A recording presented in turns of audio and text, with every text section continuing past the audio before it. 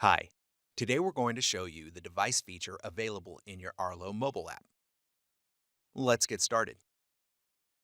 The Devices screen allows you to add new devices and change the settings on existing devices. To see and change the settings on an existing device, select the cogwheel in the upper right-hand corner of the device image. From here, you can set power management settings, activity zones, and recording length through the default mode settings page. To set an activity zone, select the activity zone option from the device setting menu. Then select the plus icon in the upper right-hand corner.